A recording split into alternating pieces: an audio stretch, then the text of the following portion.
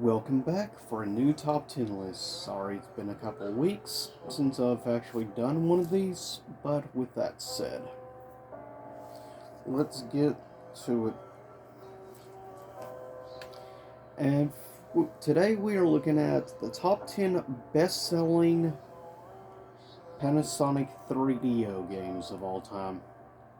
Now, first honorable mentions didn't really bother to look at actual sales numbers on, but these are some runner ups to the top 10 in sales.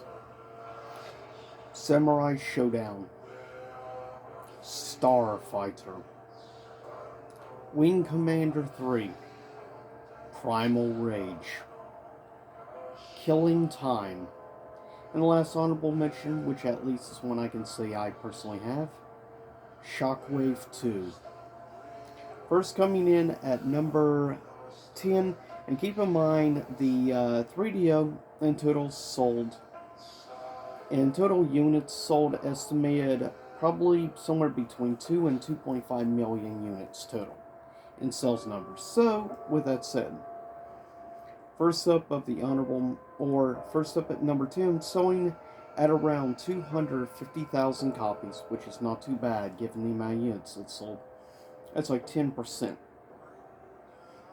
So, that is called Slam and Jam 95. Obviously, sports game.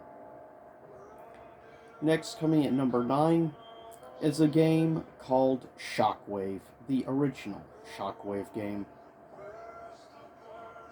And to quickly give you an idea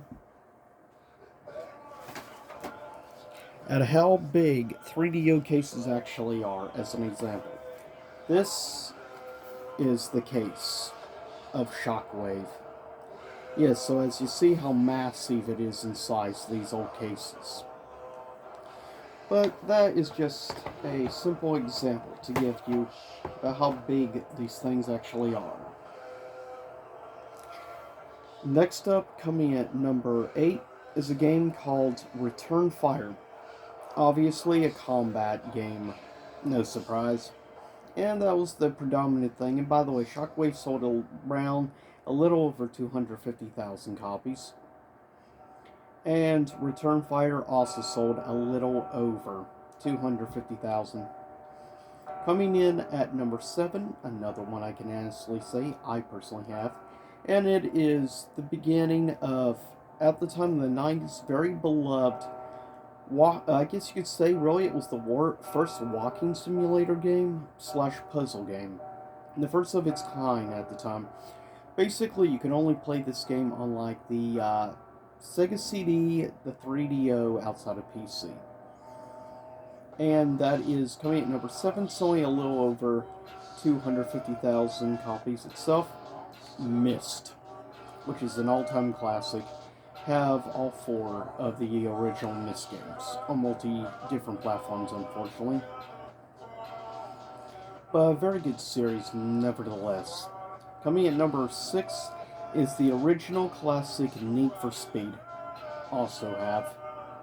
And it's not the greatest. To be fair, the PS1 port is probably better overall, because they seem to drive a little bit on the slow side on the 3DO, but the game still performs relatively well on the 3DO, and yeah, the 3DO would be the first home on console to Need for Speed, the original classic, so actually 3D is where Need for Speed got its start, which is quite a surprise, I'm sure, to a lot of people out there. Coming in at number 5 is, I consider, a must-have if you're at all interested in the 3DO. At number 5 is the game Road Rash, which is by far a all-time classic, and I will argue, and I have personally played, thanks to back in the day renting it from Blockbuster, I played Road Rash on Saturn, PS1, and 3DO, and of the 3 ports I've played, I will arguably say I think the, believe it or not, 3DO version performs the best overall. It's the most close to like arcade perfect as you can get. There's definitely issues. I think the sound of like the motors running and stuff is a little too loud, unfortunately. Though you can turn the motor of the motorcycle and stuff off, luckily.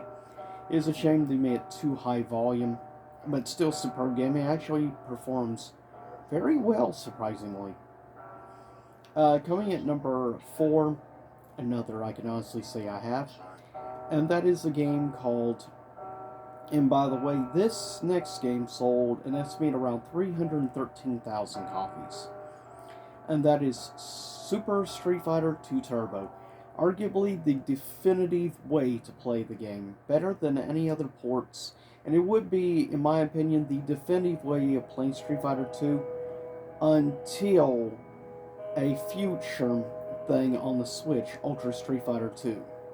But until then, arguably the 3DO version was the definitive way, the most arcade perfect, believe it or not.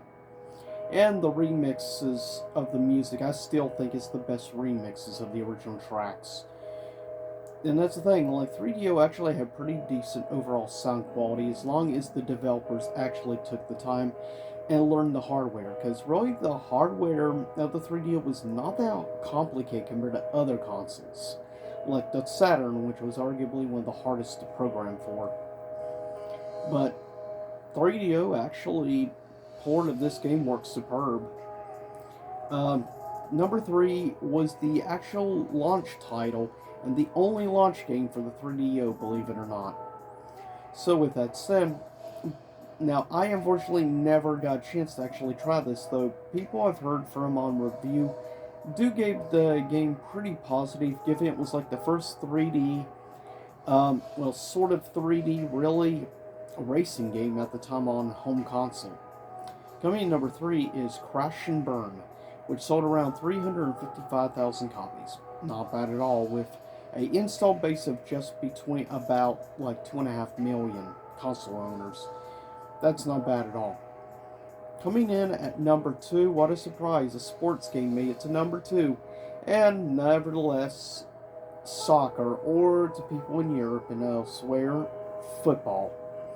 Coming at number 2 is, believe it or not, like basically the beginning home for the FIFA series. Actually, was on 3DO. FIFA International Soccer, which sold around an estimated 409,000 copies. So, when you think about it, like, that's pretty good numbers in comparison. However, there is only one specific game, and I am happy I have it. The game was developed by Crystal Dynamics, which would later on become best well known for series such as Tomb Raider, obviously being one of their biggies. And that is the first installment of what would become a trilogy, though on the PlayStation. Coming at number 1, selling an estimated 525,000 copies. So basically, 1 out of 5 people, about 20% of the console purchasing base, own a copy of this game. And that is the classic Gex 1. Okay, it's the best-selling game by far for the 3DO. Not surprised, Gex is an all-time classic.